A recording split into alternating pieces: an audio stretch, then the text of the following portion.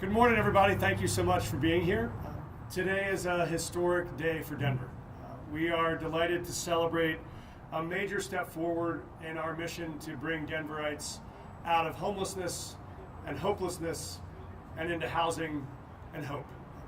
Today represents a major step in that effort. We're delighted to be joined by our partners here, both Mark Marshall from Rocky Mountain Communities, where's Mark, who has helped make this possible, and of course Major Peace from the Salvation Army, who will be helping run this facility.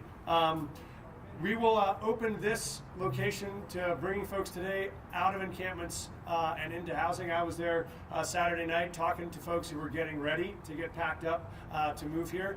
I think this represents a dramatic change in their life opportunities. We had folks who were outside in encampments in freezing cold, not able to get access to running water or bathroom or trash or a locked room or access to case navigation or plan for jobs or mental health or addiction support, and this represents the opportunity for a dramatic change. And so we will start by moving 100 people into this site today. We'll move another 100 in next week. That will allow us to close two of the largest encampments in the city and be able to bring those people off of the streets and into housing. One of those encampments right here in Councilor Dade that Councilman Lewis has led on making possible. And so we think today is really a great moment of celebration and a moment for hope and a chance that will transform the lives of many of the people who will be able to come in to this building today. Many people we want to thank. First and foremost is the governor in the state of Colorado, who have been tremendous partners in this effort. We were a recipient of a $24 million grant to be able to open this campus as an anchor of our entire response to homelessness here in the city.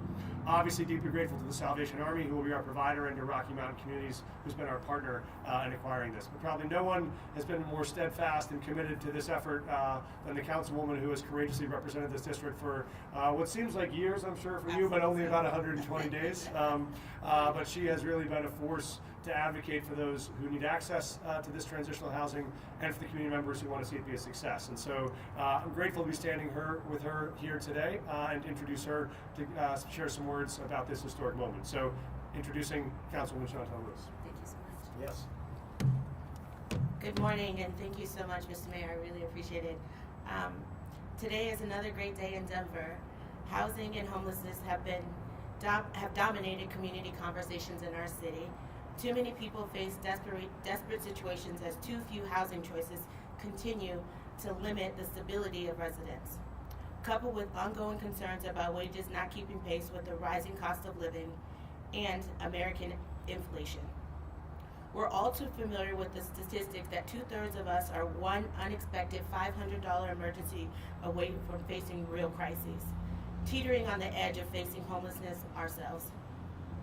For too many years, we've avoided bringing the information with us to the table when discussing our city's residents already living unsheltered.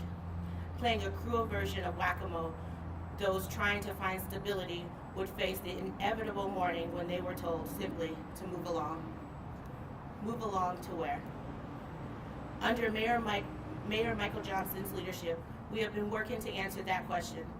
One that until recently didn't have an answer centered in compassionate humanity. With open hearts, many Denverites are helping to find a new answer. The mayor's House1000 initiative is bold. There have been missteps, there have been mistakes, and likely there will be more. But when someone is willing to lead us in a new direction, one that recognizes the humanity hanging in the balance, it is understandable that some learning out loud will need to happen. This is not my vision, but I do see the benevolence, the kindness that we are being asked to.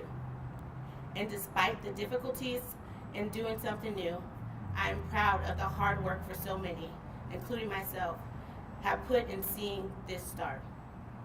Here in District 8, myself and the mayor have led months of community meetings, learning from our constituents, hearing the concerns, seeing the empathy in their faces.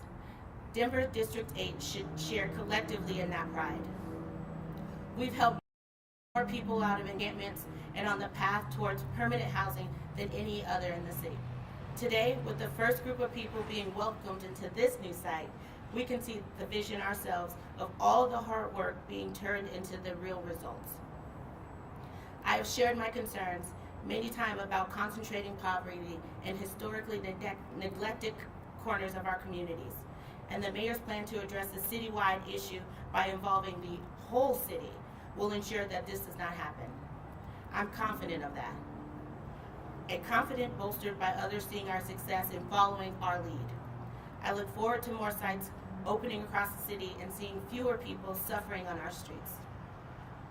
My heart aches knowing so many face losing limbs or even their lives as the cold continues to set in this winter. And today, I am grateful knowing that 200 Denverites in this dire position will have walls and warmth. The work will continue, and I'm pleased to see our community setting the standard so well. Thank you. Happy to take any questions. You're great. Yeah. We are happy to take some questions if people have questions. Yes? Right now, you've sheltered about 317 people, according to the city staff report. The goal is to house 1,000. That was Yes. That was the plan. We're 3 weeks away from the new year. How are we reaching that goal?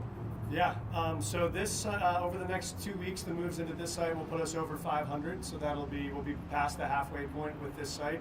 And then we have a number of other sites set to open over the next 2 to 3 weeks. As we've talked about, we always knew that there would be a lot of movements in December because we were attempting to open a large number of sites in a short amount of time, and many of them require the same timeline. So they require time for permitting, for zoning, for partners, for providers. And so even though we've been at that for 100 days, we knew that many of these sites would all come on between November and December. So our teams are prepared for that, staff's prepared for that, even our unhoused neighbors are prepared for that. I was talking to folks about it this weekend in those encampments we've yet to close, that they know there's a big push coming in the next 3 weeks. So I think this is a great step forward. It puts us on path to keep pushing towards September 31st.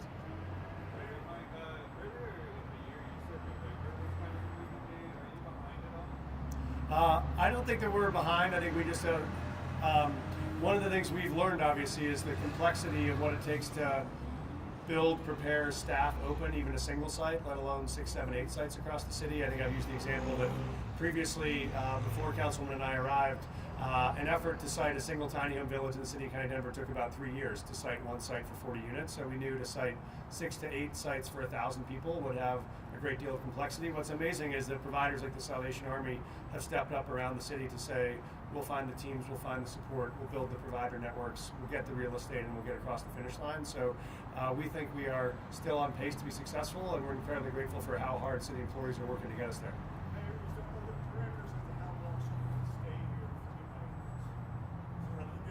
Yeah. The real focus is on transitioning people from what we call transitional housing into permanent housing. And so that length of stay can vary at these sites from sometimes 3 months up to 6 months. But the real goal is, it just depends on what people's needs are. You might have some folks who are already working and have an ID and just need to be able to have someplace they can keep their stuff stably while they're going to work to save enough money and get a bank account to pay a first month's down payment. Other folks need to start by getting an ID first and then being able to get access to mental health or addiction support and then get a job and then save up money and then find a unit. So we know each person's journey is different, but the goal is this is that stable place where they can finally breathe deep and they don't have to worry about their health or safety every single night and then focus on the next step ahead.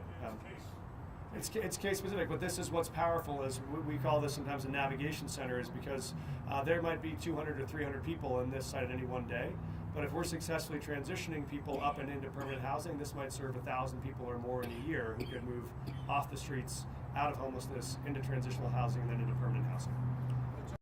Question: is this going to be available for unhoused migrants as well, or is there any restrictions as far as that goes? Yeah, we don't have restrictions in terms of how people enter. We have been focusing on these as 2 different populations with very different needs. And so that's why we have different policies and strategies right now.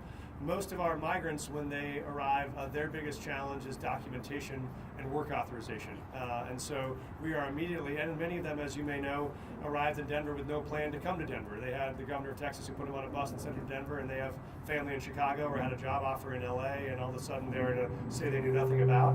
And so, wow, we just turned it up to 11. So we have approached that need differently, which is how do we help you get a transitional place to land, some shelter, connect you to community services, housing, and work. We find folks in Denver who've been chronically unsheltered for a longer period of time often have experienced more trauma, have more challenges to navigate. And by definition, if this was your home and you had networks here and all those networks collapsed and you are now on your own on the street, you have a lot more to rebuild. If you've just arrived in the city for the first time and have no network here, our goal is to help you build one, and that is a different path and sometimes a faster path.